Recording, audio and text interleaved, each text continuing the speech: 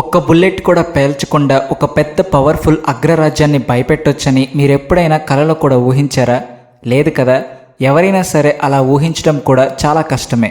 కానీ ఈరోజు నేను మీకు చెప్పబోయే అసలు నిజం తెలిస్తే మీరు నిజంగా షాక్ అవుతారు. మీ వెన్నులో ఖచ్చితంగా వణుకు పుడుతుంది. ప్రస్తుతం బీజింగ్ ఆఫీసుల్లో చూస్తే ఎక్కడా లేని సైలెన్స్ కనిపిస్తుంది. అచ్చం శ్మశానంలో ఉన్నంత నిశ్శబ్దం అక్కడ ఆవహించి ఉంది. చైనా ప్రెసిడెంట్ షీ జిన్పింగ్కి మాత్రం అక్షరాల చెమటలు పట్టిపోతున్నాయి. టెన్షన్తో ఆయన తల పట్టుకుంటున్నారు. అసలు ఇంతలా చైనా ఎందుకు భయపడుతుంది అని ఆలోచిస్తున్నారా? దానికి కారణం మన భారతదేశం సైలెంట్గా వేసిన ఒక అద్భుతమైన వ్యూహం. ఈ మాస్టర్ ప్లాన్ దెబ్బకి సౌత్ ఏషియా పటం మీద నుంచి చైనా ఆధిపత్యం మొత్తం శాశ్వతంగా తుడిచిపెట్టుకుపోయిందని ఖచ్చితంగా చెప్పొచ్చు.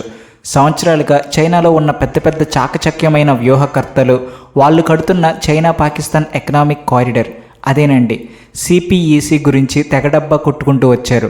వాళ్ళు ఏమన్నారంటే ఈ ప్రాజెక్టు మొత్తం ఆసియా ఖండానికే ఒక పెద్ద గేమ్ చేంజర్ అని తెగ బిల్డప్ ఇచ్చారు. ఇదే టైంలో మన పక్కనే ఉన్న బంగ్లాదేశ్ కూడా ఒక రేంజ్లో ఊహించుకుంది. భారతదేశం తన ఈశాన్య రాష్ట్రాలకు వెళ్ళాలంటే ఖచ్చితంగా మా భూమి కావాలని బ్రతిమలాడుకోవాల్సిందే అని వాళ్ళు గట్టిగా ఫిక్స్ అయిపోయారు. కానీ సీన్ కట్ చేస్తే ఆగ్నేషియా భౌగోళిక స్వరూపం, చరిత్ర అంతా ఒక్కసారిగా మారిపోయింది. మన భారతదేశం ఎలాంటి ఆర్భాటం లేకుండా సైలెంట్గా ఏకంగా 1300 కిలోమీటర్ల పొడవైన ఒక భారీ అండర్ గ్రౌండ్ రహదారిని నిర్మించేసింది. ఈ దెబ్బకి చైనా పెట్టుబడులన్నీ బూడిదలో పోసిన పన్నీరైపోయాయి. మీరు ఇది కేవలం తారు సిమెంట్ వేసి కట్టిన మామూలు సాధారణ రోడ్డు అనుకుంటే పప్పులో కాలేసినట్టే. ఎందుకంటే ఇది భారతదేశం ప్రయోగించిన ఒక బ్రహ్మాస్త్రం లాంటి ఆయుధం. నేపాల్, భూటాన్, మయన్మార్ లాంటి దేశాల ఫ్యూచర్ని మన న్యూఢిల్లీతో లైఫ్ లాంగ్ ముడిపెట్టేసే మాస్టర్ ప్లాన్ ఇది.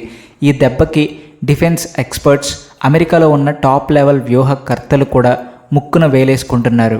మన భారతదేశం ఇంత సైలెంట్గా చైనాకి ఇంత గట్టిగా ఎలా చెక్ పెట్టిందా అని వాళ్ళంతా ఆశ్చర్యపోతున్నారు. అటు ఢాకా, ఇటు ఇస్లామాబాద్లలో అయితే వాళ్ళకి ఏం జరుగుతుందో కూడా అర్థం కావట్లేదు. వాళ్ళంతా తీవ్ర భయాందోళనలో ఉన్నారు. రాత్రికి రాత్రే వాళ్ళ కాళ్ళ కింద భూమి ఎలా జారిపోయిందో తెలియక తలలు పట్టుకుంటున్నారు. ఒకేసారి 4 దేశాలను కలపబోతున్న ఈ హైవే కథ ఏంటి? మయన్మార్తో మనం చేసుకున్న ఆ సీక్రెట్ డీల్ ఏంటి? అసలు చైనాకి నిద్ర లేకుండా చేస్తున్న ఆ అసలు మ్యాటర్ ఏంటి? మన భారతదేశం తీసుకున్న ఈ ఒక్క స్టెప్ వల్ల $65 బిలియన్ చైనా ప్రాజెక్ట్ ఎలా పట్టాలు తప్పిందో మనం ఇప్పుడు చూద్దాం.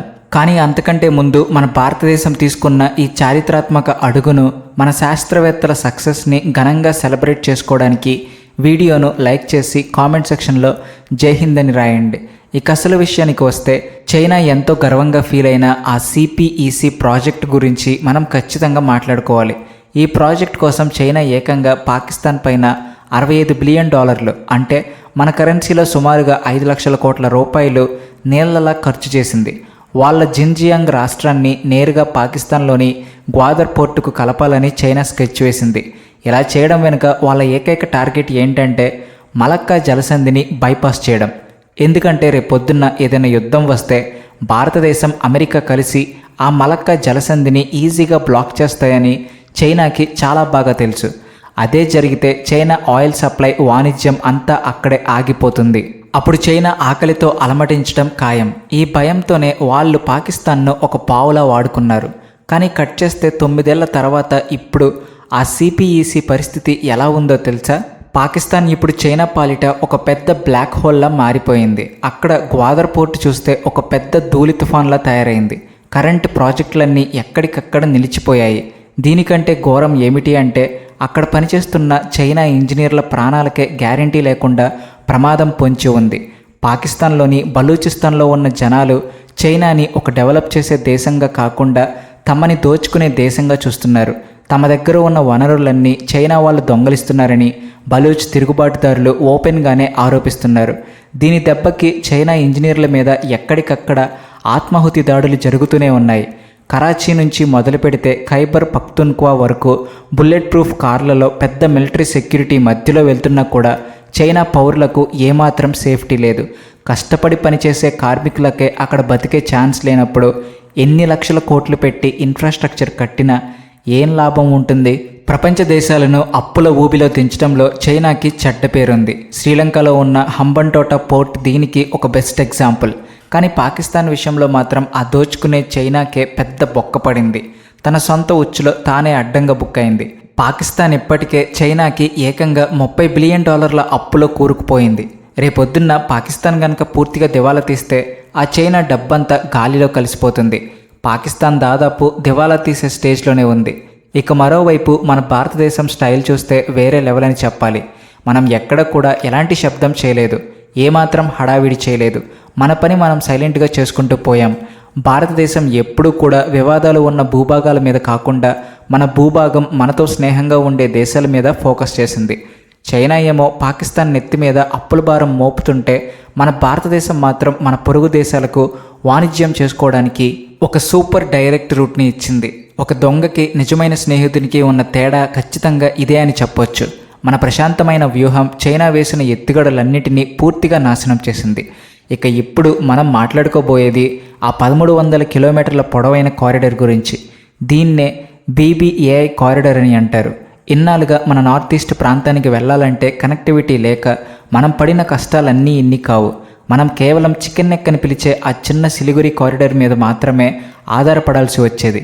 బంగ్లాదేశ్ సరిగ్గా ఈ పాయింట్ పట్టుకొని ఈ పరిమితిని వాళ్ళకి అనుకూలంగా మార్చుకోవాలని చూసింది. మనం ఖచ్చితంగా వాళ్ళ దయాదాక్షిణ్యాల మీదే బతకాలని వాళ్ళు గట్టిగా భావించారు. కానీ మన వాళ్ళు ఊరుకుంటారా? సీన్ మొత్తం రివర్స్ చేసి బంగ్లాదేశ్కి మైండ్ బ్లాక్ అయ్యేలా దిగ్భ్రాంతికి గురిచేశారు. భారతదేశం కలకత్తా పోర్టు నుంచి నేరుగా స్టార్ట్ అయ్యి సిలిగురి మీదుగా ప్రయాణించి నేపాల్, భూటాన్ బోర్డర్లను టచ్ చేసేలా ఒక స్పెషల్ సరుకు రవాణా కారిడార్ను క్రియేట్ చేసింది. ఒక్కసారి ఆలోచించండి.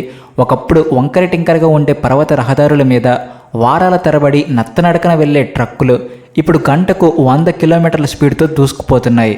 దీనివల్ల టైం సేవ్ అవ్వడమే కాదు, రవాణాకయ్యే ఖర్చులు కూడా దాదాపు 30% వరకు తగ్గిపోయాయి. ఇక నేపాల్, భూటాన్ విషయానికి వస్తే ఈ రెండు దేశాలకు సొంతగా సముద్ర తీరం లేదు. చైనా ఎప్పుడు టిబెట్ వైపు నుంచి ఒక దారి చూపిస్తూ వాళ్ళని ఆకర్షిస్తూ వలవేయాలని చూసేది. కానీ ఆ హిమాలయాల మీదుగా బిజినెస్ చేయడం అంటే మాటలు కాదు, అది చాలా కాస్ట్లీ వ్యవహారం, పైగా ఎంతో డేంజర్. సరిగ్గా ఇక్కడే భారతదేశం తన బ్రెయిన్ వాడి ఒక సూపర్ స్కెచ్ వేసింది. ఈ కొత్త హైవే ద్వారా మనం నేపాల్, భూటాన్ దేశాలకు కోల్కతా, హల్దియా పోర్టులకు వెళ్ళడానికి ఒక అద్భుతమైన ఎలాంటి ఆటంకం లేని రూట్ని ఇచ్చాం. ఇప్పుడు వాళ్ళు మన దేశం మీదుగా సరుకులు రవాణా చేయడం చౌకగా అయినప్పుడు చైనా దారెందుకు వెతుకుతారు? ఇక చైనా ఇచ్చే ఆ కాస్ట్లీ రూట్ వంక వాళ్ళు కన్నెత్తి కూడా చూడరు, అస్సలు పట్టించుకోరు. అయితే ఈ స్టోరీ మొత్తంలో బంగ్లాదేశ్ పరిస్థితి చూస్తే వాళ్ళ కాళ్ళ మీద వాళ్ళే కాల్చుకున్నట్టయింది. బంగ్లాదేశ్ కూడా ఈ ప్రాజెక్టులో ఒక భాగమే. కానీ వాళ్ళ వ్యూహం, చైనా వాళ్ళు పెట్టిన తీవ్రమైన ఒత్తిడి కారణంగా ఈ డీల్ అమలు చేయడంలో వాళ్ళు ఎంతగా లేట్ చేశారంటే మన భారతదేశం వాళ్ళని సింపుల్గా పక్కన పెట్టేసింది. చైనా బంగ్లాదేశ్ పోర్టులో డబ్బులు పెట్టి దాన్ని తన కంట్రోల్లోకి తీసుకోవాలని ట్రై చేసింది. కట్ చేస్తే ఈరోజు మన దేశం, నేపాల్, భూటాన్ దేశాలు ఈ కొత్త వాణిజ్య మార్గం వల్ల లాభాలు పొందుతుంటే బంగ్లాదేశ్ మాత్రం సైలెంట్గా ఒక మూలన నిలబడి చూస్తూ ఉండిపోయింది. ఎవరైనా మనతో వస్తే సరే, లేదంటే మన దారి మనం ఎలా ఏర్పాటు చేసుకోవాలో మనకు బాగా తెలుసని భారతదేశం గట్టిగా ప్రూవ్ చేసింది. మన ప్లాన్ కేవలం నేపాల్, భూటాన్లకే ఆగిపోలేదు. మన దృష్టి చాలా విశాలమైనది. భారతదేశం లుక్ ఈస్ట్కి అతీతంగా చూస్తుంది. ఇప్పుడు యాక్ట్ ఈస్ట్ టెక్నిక్ని చాలా గట్టిగా ఫాలో అవుతుంది. దీనికి బెస్ట్ ఎగ్జాంపుల్ IMT హైవే, అంటే ఇండియా, మయన్మార్, థాయిలాండ్ హైవే. ఈ 1300 కిలోమీటర్ల రోడ్డు ప్రాజెక్టే ఇప్పుడు నిజంగా బీజింగ్కి నిద్ర లేకుండా చేస్తుంది. మణిపూర్లోని మోరే నుంచి స్టార్ట్ అయ్యి మయన్మార్ మీదుగా థాయిలాండ్లోని మ్యాట్ దాకా వెళ్ళే ఈ రోడ్డుని కేవలం సాధారణ రోడ్డులా చూడకండి. ఆగ్నేషియా, ఆసియన్ దేశాల మార్కెట్లను నేరుగా మన గుమ్మం ముందుకు తీసుకొచ్చే వెపన్ ఇది. చాలా కాలం పాటు నార్త్ ఈస్ట్ అంటే మన దేశానికి ఎక్కడో చివర ఉండే మూల అనుకునే వాళ్ళం. కానీ ఇప్పుడు ఆ దృక్పథం పూర్తిగా మారిపోయింది. ఇప్పుడు ఆ ప్రాంతం కేవలం బోర్డర్ కాదు, అది తూర్పు ముఖద్వారం.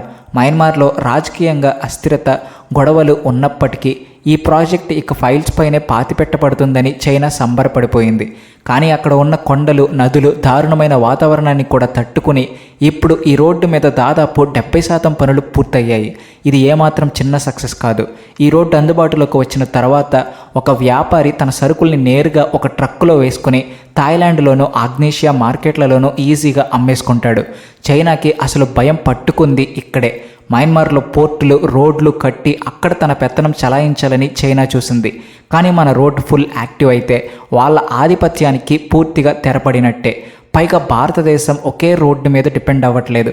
మయన్మార్లోని సిట్వే పోర్ట్, కలదాన్ ప్రాజెక్టు మీద కూడా పనిచేస్తున్నాం. రోడ్డు మార్గంలో ఏదైనా ప్రాబ్లం వస్తే వెంటనే సముద్రం లేదా నదుల ద్వారా మనం మన పనిని చేసుకోవచ్చు. భారతదేశం దగ్గర ఎప్పుడూ ప్లాన్ బి రెడీగా ఉంటుంది. మన దౌత్యం ముందు చైనా చాలా చిన్నదిగా కనిపిస్తుందని ప్రూవ్ అవుతుంది. ఒక రోడ్డు కట్టినప్పుడు దాని మీద కేవలం వాహనాలు మాత్రమే తిరగవు, ఒక దేశ ఆర్థిక వ్యవస్థ కూడా మారుతుంది. మన దేశం క్రియేట్ చేసిన ఈ ఇన్ఫ్రాస్ట్రక్చర్ చూసి ప్రపంచమంతా, ముఖ్యంగా అమెరికా కూడా ఆశ్చర్యపోతుంది. ఎలాంటి యుద్ధం చేయకుండా, ఒక్క క్షిపణి కూడా ప్రయోగించకుండా కేవలం కాంక్రీట్ తారుతోనే చైనాని ఎలా చుట్టుముట్టామో మనం కల్లారా చూస్తున్నాం. ఫ్యూచర్లో ఈ రోడ్డుని కంబోడియా, లావోస్, వియత్నాం వరకు పొడిగిస్తారు. భారత ట్రక్కులు నేరుగా వియత్నాంకు వెళ్తాయి. China one belt one road అని చెప్పి అందరినీ భయపెడితే భారతదేశం మాత్రం ఉమ్మడి అభివృద్ధి నమూనాను చూపిస్తుంది. చైనా అప్పులు ఇచ్చింది, మనం వ్యాపారం ఇచ్చాం. చైనా దేశాలను బానిసలుగా చేసుకుంటే మనం వాళ్ళని పార్ట్నర్స్గా చేసుకుంటున్నాం. ఇన్నాళ్ళుగా కేవలం 20-22 కిలోమీటర్ల వెడల్పు ఉన్న మన సిలిగురి కారిడార్ మీద చైనా కన్నుంది. యుద్ధం వస్తే ఆ చిన్న మార్గాన్ని కట్ చేసి మన నార్త్ ఈస్ట్ను మనకి దూరం చేయాలన్నది వాళ్ళ కళ. కానీ మన కొత్త నెట్వర్క్ ఒక్క బుల్లెట్ కూడా వాడకుండా చైనా కళను పాతాళంలో పాతి పెట్టేసింది. ఇది మన సైన్యానికి ఒక భారీ ప్రత్యామ్నాయ మార్గంగా మారింది. ఒకవేళ చైనా ఏమాత్రం కన్నెగరేసినా సరే మన ట్యాంకులు, ఫిరంగులు, బ్రహ్మోస్ మిసైల్స్ ఆ చికెన్ నెక్లో ఇరుక్కుపోకుండా ఈ హైవే మీద గంటకు 100 కిలోమీటర్ల స్పీడ్తో నేరుగా బోర్డర్కి వెళ్ళిపోతాయి. చైనా వాళ్ళు తుపాకులు లోడ్ చేసుకునే లోపే మన ఆర్మీ అక్కడ వాళ్ళ కోసం రెడీగా ఉంటుంది. ఇది మన సైన్యానికి ఒక రియల్ గేమ్ చేంజర్. నార్త్ ఈస్ట్లో ఉన్న మన పౌరులకు కూడా ఇది ఆర్థిక బ్రహ్మాస్త్రం లాంటిది. ఇప్పటిదాకా సరైన రవాణా లేక అక్కడి రైతులు, చిన్న వ్యాపారులు తమ సరుకులకు సరైన రేటు పొందలేకపోయారు. కానీ ఇప్పుడు రవాణా ఖర్చులు తగ్గుతాయి. అస్సాం లేదా మణిపూర్లో ఉన్న రైతు తమ సరుకుల్ని డైరెక్ట్గా ట్రక్లో వేసి ఆసియన్ మార్కెట్లలో అమ్ముకుంటారు. మరి దీని గురించి మీరేమనుకుంటున్నారో కామెంట్స్లో చెప్పండి. అలాగే వీడియో నచ్చితే please like and share and also thanks for watching. జై హింద్.